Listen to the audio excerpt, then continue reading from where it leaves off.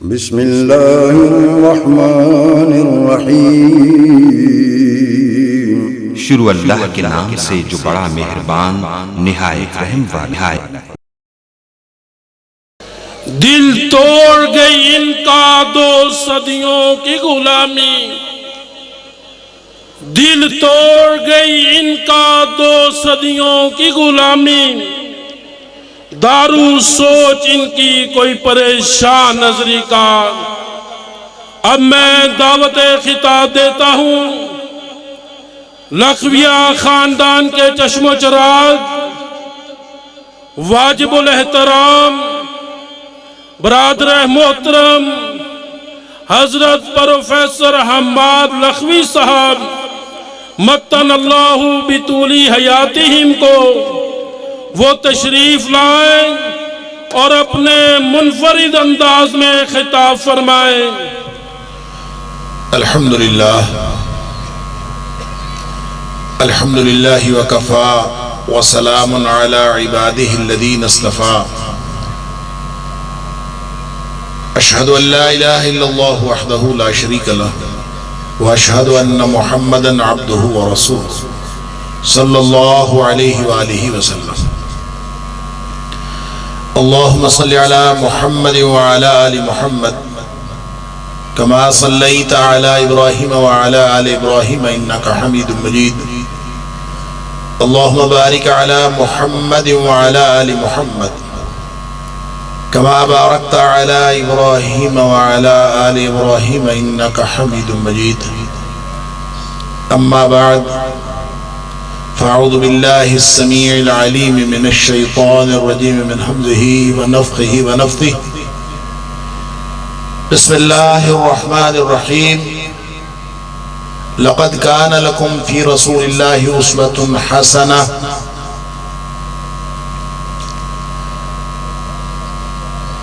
मेरे लिए ये बात बड़ी सआदत की और खुशी की है कि मैं इस कॉन्फ्रेंस में हर साल किसी भी और वजह से शिरकत नहीं करता सिवाय इसके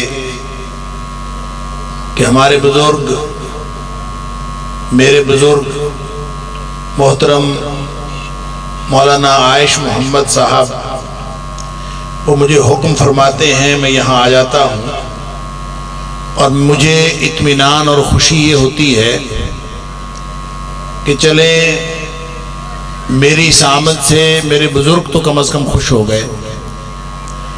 अल्लाह करे कि ये अमल सुनने सुनाने का अल्लाह की रज़ा का बायस भी बन जाए। लेकिन मेरी यहाँ आमद का अल्लाह जानता है, न मसरूफियात में से वक्त निकलता है, न ही मेरा मिजाज जलसे का होता है और किसी भी तौर तबीयत यहाँ इस जलसे में आने को नहीं मानती। लेकिन एक बात कि बुजुर्ग जब हुक्म फरमा देते हैं तो मुझसे ना नहीं की जाती। अल्लाह ताला उनको सेहत सलामती और बरकत वाली ज़िंदगी अता फरमाए और हमें दुनिया में भी अपने दीन का काम करता रखे और अल्लाह ताला हम सबको जन्नतुल फिरदौस में इकट्ठा फरमाए। नबी अकरम सल्लल्लाहु अलैहि वसल्लम की सीरत के हवाले से चंद बातें इस मुख्तसर से वक्त में अर्ज करना चाहूँगा कि मैं और आप सीरतुन नबी के जलसे ख़ास तौर पर रबीउल अव्वल के अंदर पूरे पाकिस्तान में बिलखुसूस और पूरी दुनिया में बिलउमूम देखते हैं। क्या रबीउल अव्वल सीरत का महीना है और क्या सीरत का जलसा करके नबी अकरम सल्लल्लाहु अलैहि वसल्लम की सीरत का हक़ अदा हो जाता है?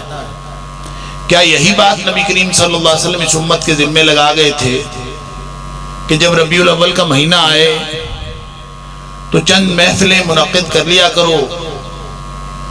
अगर महफिल मुनक़िद करना आपको बिदअत लगे तो फिर सीरत कॉन्फ्रेंस मुनक़िद कर लिया करो। और यूं रबीउल अव्वल में सीरत का हक अदा कर दिया करो। हम सब पूरी उम्मत इस काम पे लगी हुई है कि रबीउल अव्वल को सीरत का महीना करार दे दिया गया है। क्या दीन यही तकाजा करता है कि हम किसी एक महीने को किसी एक खास शरई मकसद के लिए मुकर्रर कर लें? क्या दीन का यही तकाजा? उलमाए किराम मौजूद हैं, खास तौर पे हमारे मोहतरम जनाब शेखुल हदीस मौलाना अब्दुल अजीज अलवी साहब मौजूद हैं और दीगर उलमाए किराम। ये उनके बताने की बातें हैं। हमारे जहन में तो, हम तालिबे इल्मों के जहन में तो सवालात हैं। हम तो ये सवालात जहन में आते हैं, अपने उलमा के सामने रखते हैं।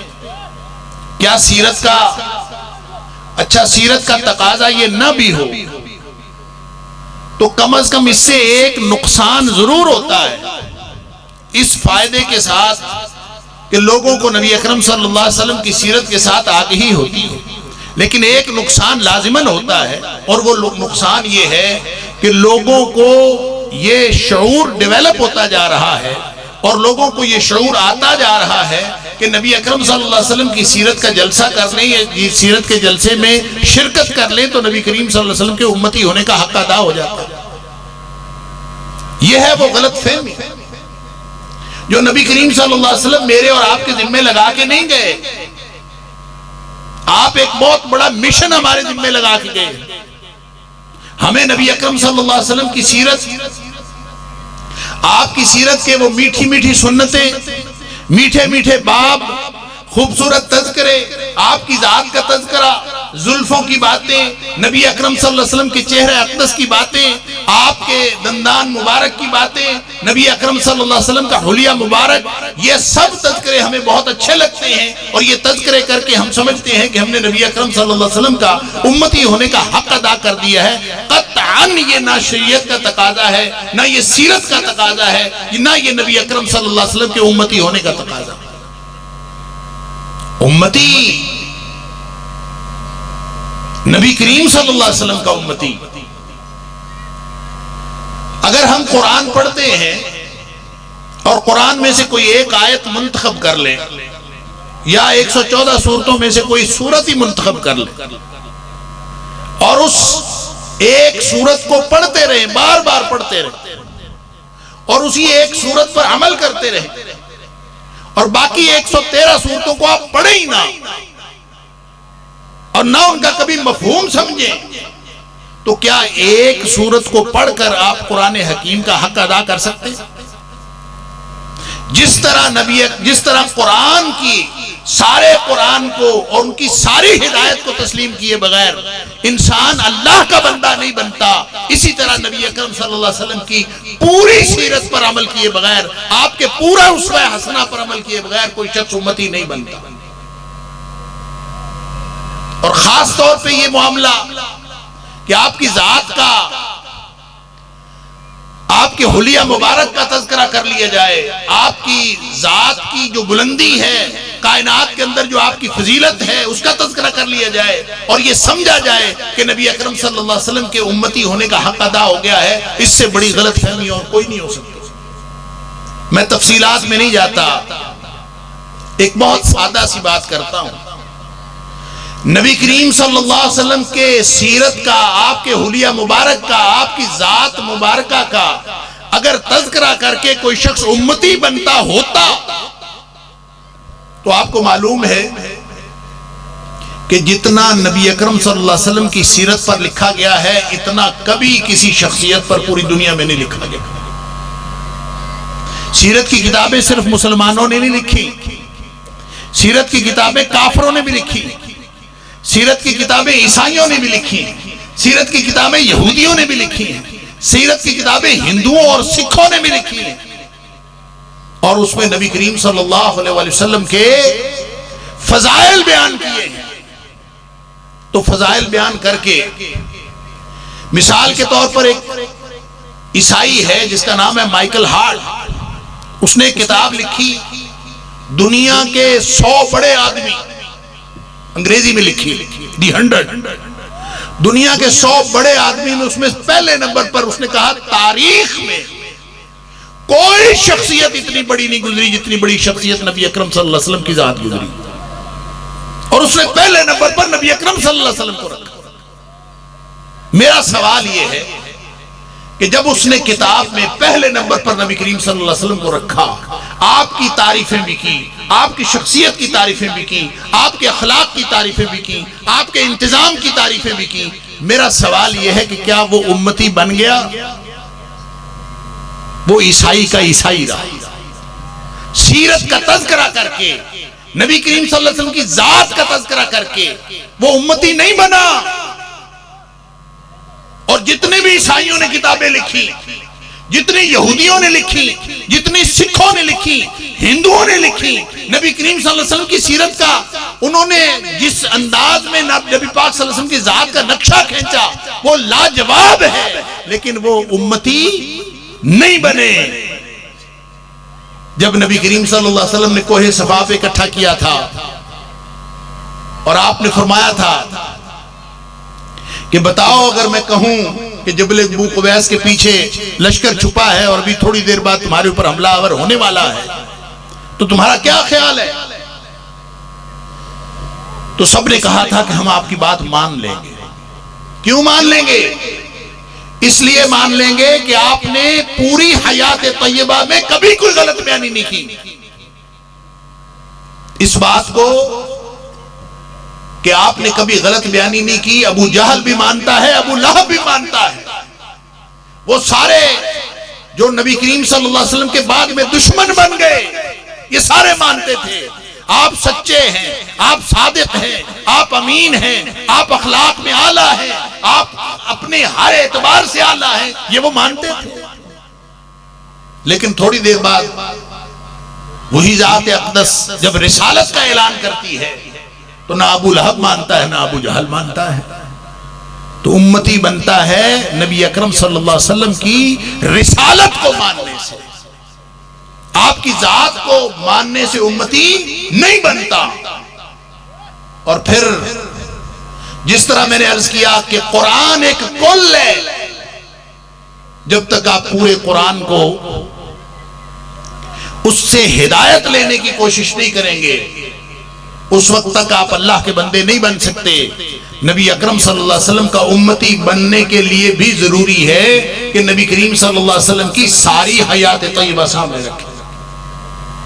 हमें यह भी बहुत पसंद है कि नबी करीम सल्लल्लाहु अलैहि वसल्लम खाते क्या थे। वो मीठी कोई चीज का तज़किरा सुन के हमने कहा कि हलवा जो है वो खाना सुन्नत है, इसीलिए उलमाए किराम के खाने में हलवा लाजिमन शामिल होता है। और ये इस तरह की मीठी मीठी सुन्नतें सबको बहुत पसंद है। कभी किसी ने यह भी सोचा कि जहां अल्लाह करीम ने लक़द कान लकुम फी रसूलिल्लाहि उस्वतुन हसना का तज़किरा किया, जहां ये आयत आई है, ये 20 नंबर आयत है सूरतुल अहज़ाब की। सूरतुल अहज़ाब में बयान क्या हुआ है, वहां पे तज़किरा किस चीज का चल रहा है?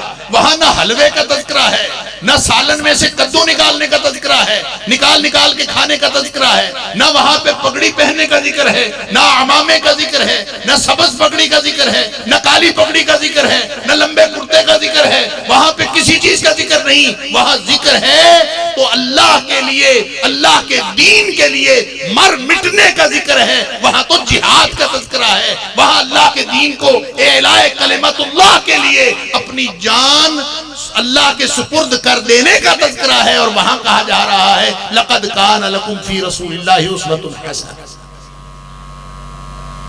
आपको मालूम है, अल्लाहु अकबर, व इज़ ज़ाग़तिल अब्सार व बलगतिल क़ुलूबुल हनाजिर, उसके बाद जिक्र आता है कि लक़द कान लकुम फी रसूलिल्लाहि उस्वतुन हसना। पता क्या मतलब है? नबी अकरम सल्लल्लाहु अलैहि वसल्लम की पूरी हयात तय्यबा में जितनी लड़ाइयां हुई, जितनी जंगें हुई, जितने मामलात हुए, कभी दिफाई जंग, कभी इक़दामी जंग, सारे मामलात चलते रहे। लेकिन ये जो ग़ज़वा अहज़ाब है, इसके अंदर तो एक ऐसी सिचुएशन आई कि सहाबा किराम ने कभी ऐसी खतरनाक और खौफनाक सिचुएशन नहीं कभी देखी, कभी ऐसे हालात नहीं देखे जिस तरह के हालात नबी अकरम सल्लल्लाहु अलैहि वसल्लम के सहाबा किराम ने ग़ज़वा अहज़ाब में महसूस किए। सहाबा कहते हैं हमें तो कभी मसला ही नहीं होता था, जंग जितनी मर्जी खौफनाक होती, हमें कोई शदीद से शदीद खतरा होता, हम आके नबी अकरम सल्लल्लाहु अलैहि वसल्लम के साथ बात करते थे, आप कोई ऐसी बात आगे से इरशाद फरमाते थे, हमारे हौसले बुलंद हो जाते थे। हम उस वक्त और कभी हमें परेशानी नहीं, हमारी सारी परेशानियां दूर हो जाती थी। नबी अकरम सल्लल्लाहु अलैहि वसल्लम के लब मुबारक हिलते थे, खौफनाक से खौफनाक, खतरनाक से खतरनाक सूरत हाल में हमारे हालात फिर से बदल जाते थे। लेकिन ये वो मौका है कि कई दिन का फाका है, खंदक खोद के 1 माह से ज्यादा तक का मुहासरा, उसके सामने रुकावट बन के फाके और शदीद सर्दी में सहाबा किराम वहां बैठे हुए हैं और पीछे से पता चलता है कि पीछे यहूदियों की बस्ती थी, पीछे मुसलमानों की बस्ती, मुसलमानों की बस्ती के पीछे यहूदियों की बस्ती। ऐन जंग के दौरान खबर मिली कि यहूदियों ने बदअहदी का ऐलान कर दिया। उनके साथ मुआहदा हुआ था मिसाक मदीना, और ये बात तयशुदा थी कि बाहर से कोई भी हमलावर होगा तो हम इकट्ठे मिलकर हमला करेंगे, हम मिलकर मुकाबला करेंगे। अब हमला बाहर से हो चुका था, चाहिए तो यह था कि यहूदी आके उनके साथ मिलते, लेकिन उन्होंने ऐन उस मौके पर कि जब खंदक के पीछे लश्कर है, पूरा अरब इकट्ठा होके आया हुआ है, उसके बाद खंदक है, खंदक के सामने मुसलमान बैठे हैं जो फाके से हैं, कई हफ्तों से फाके में हैं, मुश्किल से उन्होंने खंदक खोदी है, और पीछे मुसलमानों की बस्ती है, उसके पीछे यहूदियों की बस्ती है। और यहूदियों ने जब बदअहदी का ऐलान किया तो मुसलमानों के पास कोई ताकत नहीं थी, कोई मुसलमानों के पास लश्कर नहीं था, कोई फौज नहीं थी, कोई अफराद नहीं थे कि जो जाके पीछे बच्चों और औरतों की हिफाजत कर सकते। इसलिए कि पीछे नबी अकरम सल्लल्लाहु अलैहि वसल्लम ने सिर्फ एक सहाबी को छोड़ा था, और वो थे हजरत हसन बिन साबित रज़ियल्लाहु ताला अन्हु।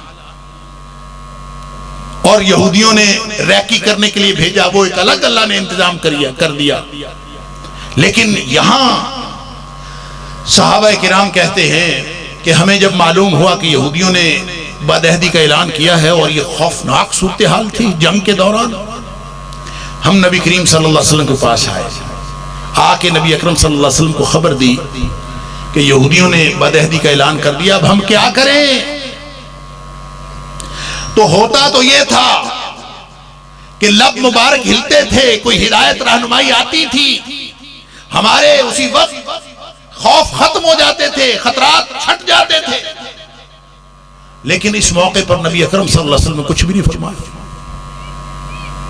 आप खामोश रहे, और सिर्फ खामोश ही नहीं रहे, सहाबी कहते हैं कि आपने अपनी चादर ली और आप लेट गए और अपने ऊपर चादर ले ली, खामोशी से लेट गए और ऊपर चादर, गोया कहने को कुछ नहीं। ये वो मौका है कि सहाबा कहते हैं हमने नबी अकरम सल्लल्लाहु अलैहि वसल्लम की खामोशी देखी, हमारी आंखें पथरा गईं, हमारे कलेजे मुंह को आने लगे कि अब पता नहीं क्या होगा, हमारे बीवी बच्चों के साथ क्या होगा, हमारे साथ क्या होगा। इससे खौफनाक सूरत हाल जंग के अंदर हमने कभी नहीं देखी। उसको कुरान ने बयान किया है, व इज़्ज़ाग़तिल अब्सार व बलग़तिल क़ुलूबुल हनाजिर, जब आंखें पथरा गई वो वक्त याद करो, जब आंखें पथरा गई, कलेजे मुंह को आने लगे। ये तज़किरा है ग़ज़वा अहज़ाब का। फिर आगे जाके आयत नंबर 20 में फरमाया है, लक़द कान लकुम फी रसूलिल्लाहि उस्वतुन हसना लिमन कान यरजुल्लाह वल यौमल आखिर व ज़करल्लाह कसीरा।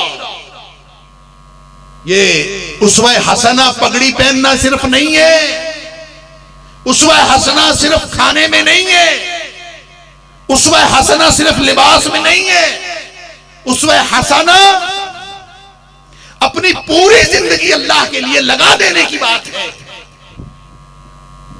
हमें सिर्फ वो बातें सीरत से बताई जाती हैं जो मीठी मीठी। अल्लाह अकबर। किसी शायर ने कहा है, तेरे सौर बद्र के बाब से मैं वरक उलट के गुजर गया, तेरे सौर बदर के बाब से मैं वरक उलट के गुजर गया, मुझे सिर्फ तेरी हिकायतों की रिवायतों ने मजा दिया। जिसमें लुत्फ आता है हम सिर्फ वो सुनते सुनाते, हम सिर्फ उसके आदी हैं जिसमें लुत्फ आता है। सहाबा किराम के ऊपर तो ये सख्त तरीन दौर आया, लेकिन खुद नबी अकरम सल्लल्लाहु अलैहि वसल्लम के ऊपर, अल्लाह अकबर, जरा गौर कीजिए, पूरा जो मक्की दौर है एक जबरदस्त किस्म की मुजाहमत है काफिरों की तरफ से। हालात आहिस्ता आहिस्ता इस कदर गंभीर होते जा रहे हैं, शेब अबी तालिब के अंदर महसूर होना पड़ा, हालात खराब से खराब तर होते गए। बिलाखिर अबू तालिब जो शफीक चचा थे वो वफात पा गए। आपकी जो शफीक जोजा थी, जो आपके साथ हर काम में मददगार थी, वो भी वफात पा गई। अब उसके बाद काफिरों को बिल्कुल खुल्लम खुल्ला हर चीज की गोया छुट्टी मिल गई। जब अबू लहब बना है ना सरदार अबू तालिब के बाद, तो जब वो सरदार बना है तो उसने ऐलान कर दिया था कि अब मेरी तरफ से कोई पाबंदी नहीं है। गोया जो शख्स नबी अकरम सल्लल्लाहु अलैहि वसल्लम के साथ जो सलूक करना चाहता हो उसको इजाजत है।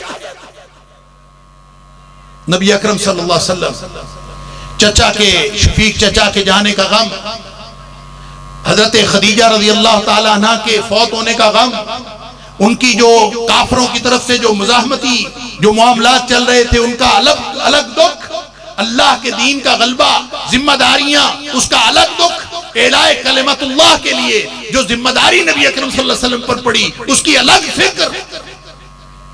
ये वो सारी फिक्र थी। उम्मतियों, जो उम्मती होने का दावा करते हो, कभी सोचो नबी अकरम सल्लल्लाहु अलैहि वसल्लम को सुबह शाम दिन रात फिक्र क्या थी। आप वहां से निकले, सोचा किसी करीबी बस्ती वालों को दावत दी जाए, हो सकता है अल्लाह ताला उनको हिदायत दे दे। तो सबसे करीबी बस्ती 60 किलोमीटर के फासले पर ताइफ की बस्ती। मर्रखीन ने और सीरत निगारों ने लिखा है कि जब नबी करीम सल्लल्लाहु अलैहि वसल्लम निकले तो शव्वाल के आखिर में, शव्वाल के महीने के आखिरी दिन थे और शदीद गर्मी के दिन थे, और ये सारा सफर 60 किलोमीटर का नबी करीम सल्लल्लाहु अलैहि वसल्लम ने पैदल किया। गए किस लिए?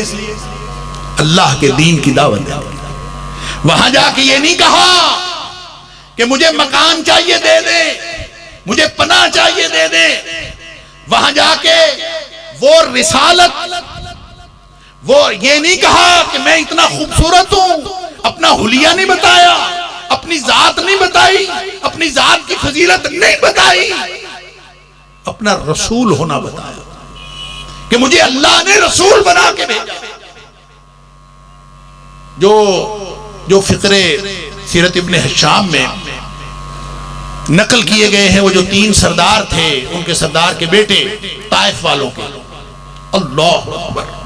कभी सोचा, कभी ये भी बाब पढ़ो नबी अकरम सल्लल्लाहु अलैहि वसल्लम की हयात तय्यबा का, अल्लाह अकबर।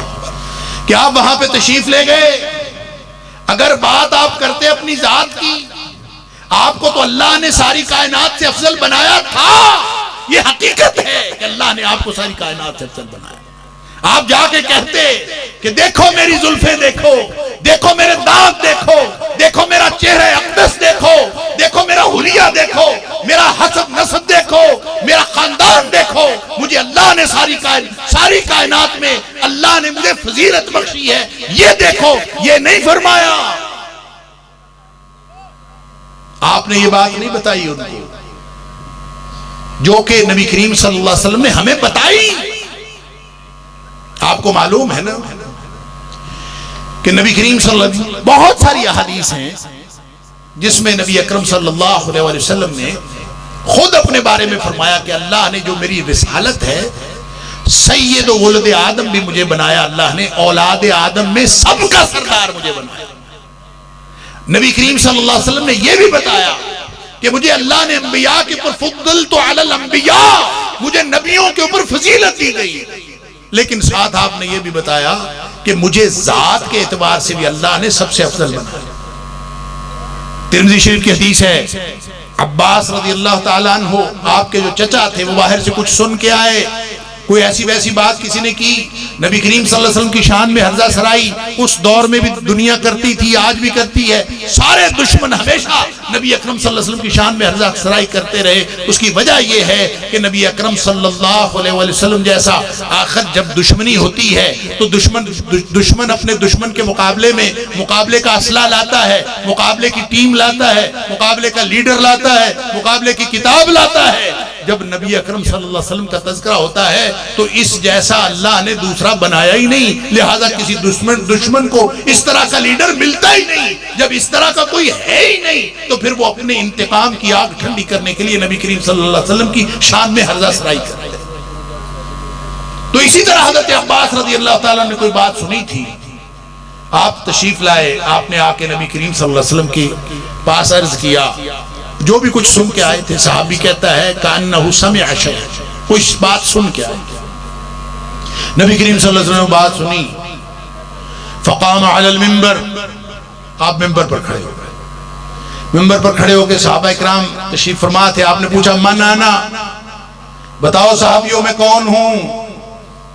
साहबा ने कहा अंता रसूलुल्लाह सल्लल्लाहु अलैहि वसल्लम, आप अल्लाह के रसूल हैं सल्लल्लाहु अलैहि वसल्लम। लेकिन इस मौके पर ज़ाते नबी ज़ेरे बहस थी, रिसालते नबवी ज़ेरे बहस नहीं थी। आपने फरमाया सुनो, अना मुहम्मद इब्न अब्दुल्लाह इब्न अब्दुल मुत्तलिब, मैं अब्दुल्ला का बेटा अब्दुल मुत्तलिब का पोता मोहम्मद हूं सल्लल्लाहु अलैहि वसल्लम। और फिर आपने वजाहत फरमाई, आपने फरमाया इन्नल्लाह ताला खलक़ल खल्क़, अल्लाह ने मखलूकात को पैदा फरमाया। सुनो लोगों को तकलीफ क्यों है, फरमाया इन्नल्लाह ताला खलक़ल खल्क़, अल्लाह ने मखलूकात पैदा फरमाई। फजअलनी फी खैरिहिम, अल्लाह ने मुझे सारी मखलूकात में से बेहतरीन पैदा किया। सुम्मा जअलहुम फिरक़तैन, फिर उन मखलूकात के दो हिस्से बना दिए। फजअलनी फी खैरिहिम फिरक़तन, मुझे उस गिरोह में बनाया, उस हिस्से में रखा जो कायनात का बेहतरीन हिस्सा था। सुम्मा जअलहुम क़बाइला, फिर लोगों के कबीले बनाए, मुझे उस कबीले में रखा। फजअलनी फी खैरिहिम क़बीलतन, मुझे उस कबीले में रखा जो कायनात का बेहतरीन कबीला था। सुम्मा जअलहुम बुयूतन, फिर अल्लाह ने उनके छोटे छोटे घराने बना दिए। फजअलनी फी खैरिहिम बैतन, मुझे अल्लाह ने उस घराने में रखा जो कायनात का बेहतरीन घराना था। ये फरमा के फिर आपने फरमाया फ़अना खैरुहुम नफ्सन व अना खैरुहुम बैतन, अब मैं सारी मखलूकात में से जात के एतबार से भी बेहतरीन हूं और मैं घराने के एतबार से भी बेहतरीन। सुभान अल्लाह। लेकिन ताइफ जाके नबी करीम सल्लल्लाहु अलैहि वसल्लम ने ये तारुफ नहीं करवाया। अल्लाहु अकबर। आपने जाके रिसालत का पैगाम पहुंचाया। वो पैगाम या अय्युहर रसूल बल्लिग मा उन्ज़िला इलैका मिन रब्बिक, ऐ रसूल जो पैगाम अल्लाह ने आपको दिया है ये पहुंचा दीजिए हर जगह पे। व इन लम तफ़अल फमा बल्लगता रिसालतह, अगर आपने ये पैगाम ना पहुंचाया तो बाकी सारी बातें करते रहो सारी जिंदगी, उसका कोई फायदा नहीं है। नबी अकरम सल्लल्लाहु अलैहि वसल्लम ने जाके पैगाम पहुंचाया, मुझे अल्लाह ने रसूल बना के भेजा है। अल्लाह। तो पता है उन्होंने क्या कहा, सरवरे कायनात को, अल्लाह के बाद कायनात से कायनात की सबसे बुजुर्ग हस्ती अल्लाह, उन्होंने क्या बकवास थी जो नहीं की, हर तरह की बकवास की। वो एक कहता है वह यमरुतु सियाब अल-काबती, अल्लाह अकबर, इनकाना, अगर इनकान अल्लाहु युरसिलु, अगर अल्लाह ने तुझे रसूल बना के भेजा हो, अगर तू वाकई अल्लाह का रसूल हो, ये कैसे हो सकता है, तो मैं काबे का गिलाफ फाड़ूं। गोया उसने कहा कि ये नामुमकिन बात है, जैसे किसी काबे की इज्जत करने वाले के लिए ये नामुमकिन है तो काबे का गिलाफ जाके फाड़ दे। इसी तरह उसने कहा कि आपका रसूल होना नामुमकिन है। अल्लाह। नबी अकरम सल्लल्लाहु अलैहि वसल्लम सामने खड़े, वो कहता है कैसे हो सकता है कि आप अल्लाह के रसूल? अल्लाह। दूसरा बकवास करता है, मा वजदल्लाहु अहदन अन युरसिलहु गैरक, अल्लाह को कोई और बंदा नहीं मिला तेरे अलावा रसूल बनाने के लिए। इन्ना लिल्लाहि व इन्ना इलैहि। जरा गौर कीजिए, ये उम्मतियों, अल्लाह के दीन के लिए कभी हमें कोई ह्यूमिलिएशन हुई हो, हमारी कभी इंसल्ट हुई हो, हमें कभी बेइज्जती महसूस हुई हो, कभी सुना है कि सरवरे कायनात अल्लाह के बाद इस कायनात की सबसे बुजुर्ग हस्ती अल्लाह के दीन के लिए क्या फिक्रें सुन रही है? मा वजदल्लाहु अमा वजदल्लाहु अहदन गैरक अन युरसिलहु, क्या कहीं अल्लाह को कोई और बंदा ही नहीं मिला तेरे अलावा कि जिसको रसूल बना के भेजता तू रसूल बन के आया।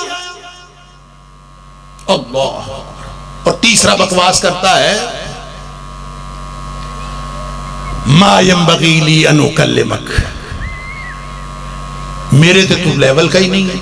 नऊज़ बिल्लाह मिन ज़ालिक। वो कहता है मैं तो तेरे साथ बात करने का रवादार नहीं। नबी करीम सल्लल्लाहु अलैहि वसल्लम ने यह भी सुना। अंदाजा तो कीजिए जरा, अपनी बस्ती से निकले, वहां पहुंचे, गरीबुल वतन, अरबी में मुसाफिर को पता क्या कहते हैं? गरीबुल वतन। गरीब जिसका वतन ना हो, और जो अपने वतन से बाहर होता है ना, वो तो वैसे ही बड़ा दिल गिरफ्तार होता है।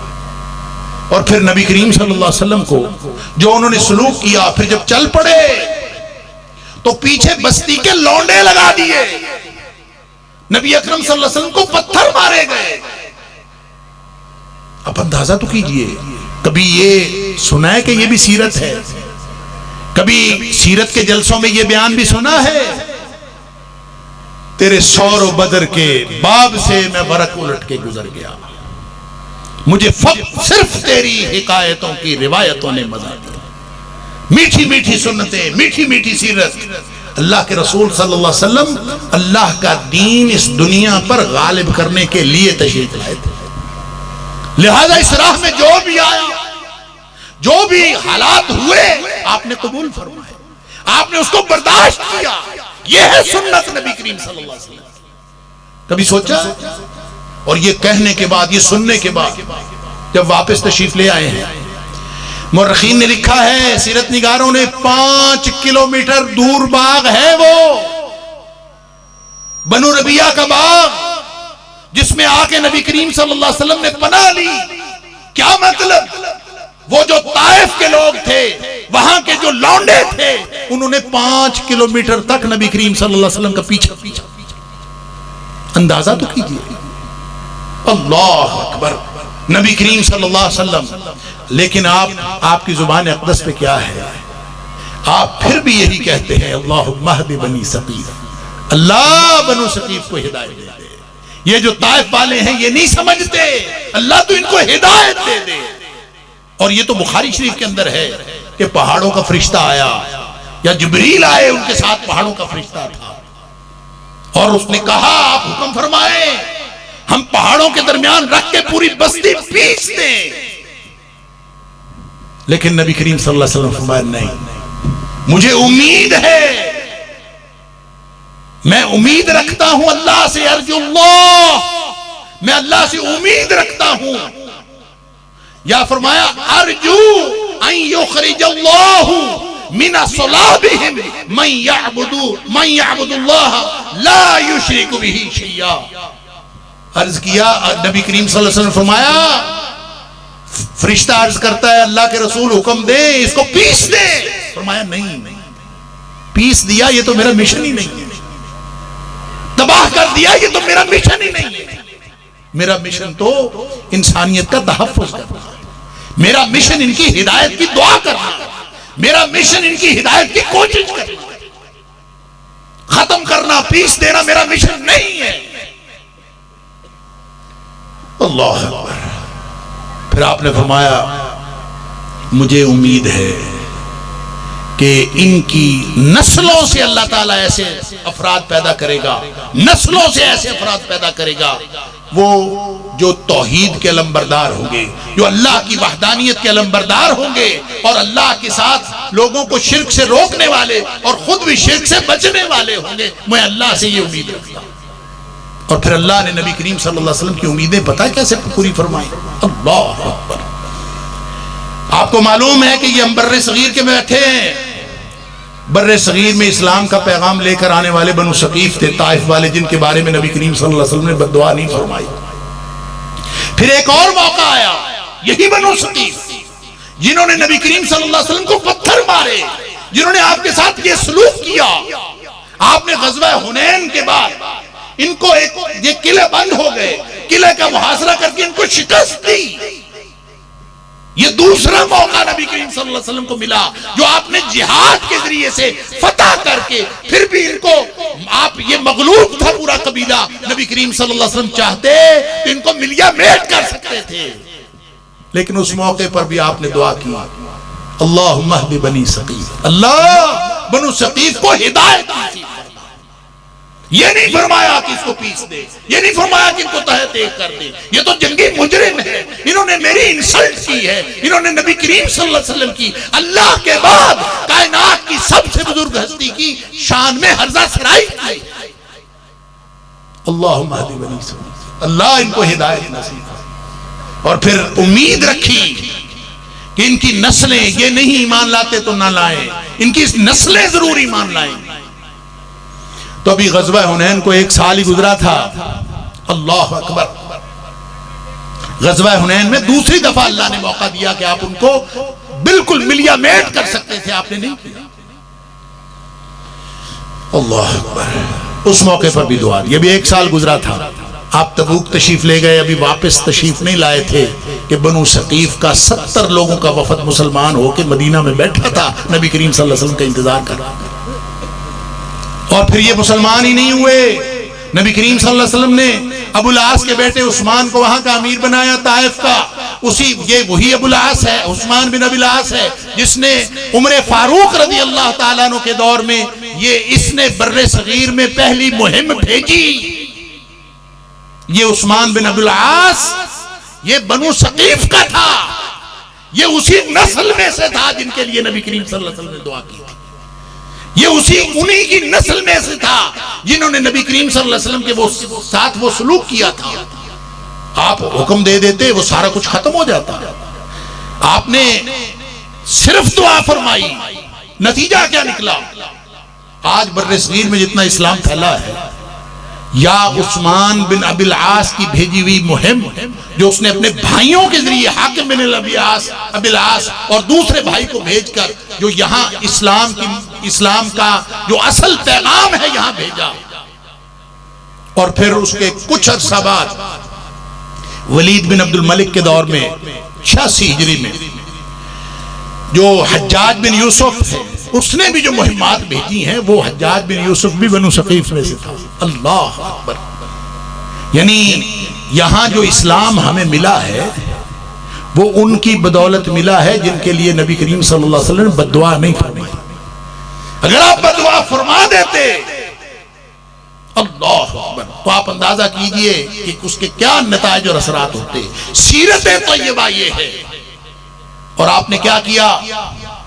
वो मिशन था नबी करीम सल्लल्लाहु अलैहि वसल्लम का कि बल्लिग मा उन्ज़िला इलैका मिन रब्बिक, ए हबीब सल्लल्लाहु अलैहि वसल्लम, या अय्युहर रसूल बल्लिग मा उन्ज़िला इलैका मिन रब्बिक।